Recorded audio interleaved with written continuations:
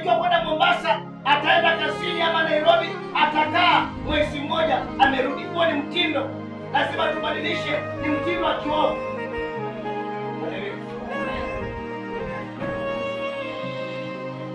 Uliolewa ukarudi, sio kweli? Na wewe msimamo, kuna mtindo uko hapo, lazima tubadilishe. Kuna mtindo ambao uko kwao, lazima tubadilishe. Haleluya! Kuna mtindo umewekwa kwamba lazima uolewe mara 2 ama mara 3 ndio utakaa kwa ndoa. Tunapindua hiyo roho kwa leo. Tunapindua hiyo roho kwa leo. Wewe unang'ang'ana nayo, lakini kuna mitindo aliingia na akatoka. Asije mtoto mdogo. Na nilimwambia nikamwambia, sasa ule mtindo tumeoa. Haleluya. Unasema ndio ameoa. Kasema tutengeneze ndoa. Na hautatoka kwa hiyo.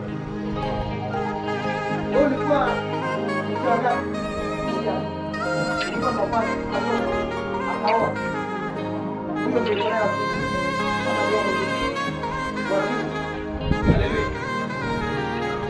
kwa kuna magoma watu hawaolewi.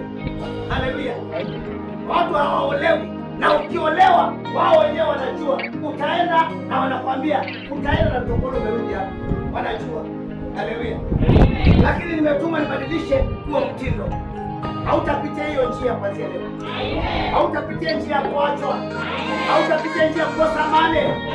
Maana ile mitindo ambayo imepangwa, ile pattern imewekwa kwa maisha yako ya kukuhangaisha. Na leo ukasirike na uiondoe kwa maisha yako. Na uondoe kwa maisha yako. Haleluya. Haleluya. Mungu amepanga mitindo. Kuna mtindo ambao Mungu amepanga kwamba lazima jua nifanye nini, nichomoze. Alafu nifanye nini? Alafu nifanye nini? Haleluya. Lazima jua nifanye nini? Hili hapa. Alafu haleluya. Huo ni mtindo, na hiyo ndio kawaida. Haleluya. Bwana Yesu asifiwe.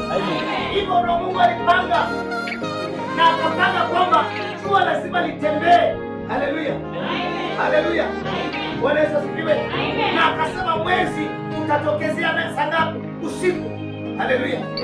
Haleluya. Hayo ni majira yalipangwa. Na Mungu akasema katika kitabu cha Mwanzo kwamba kuna wakati wa kupanda mbegu na wakati wa kuvuna, na wakati wa baridi na wakati wa joto. Hizo ni vitu zimepangwa. Haleluya. Hiyo ni kitu imepangwa.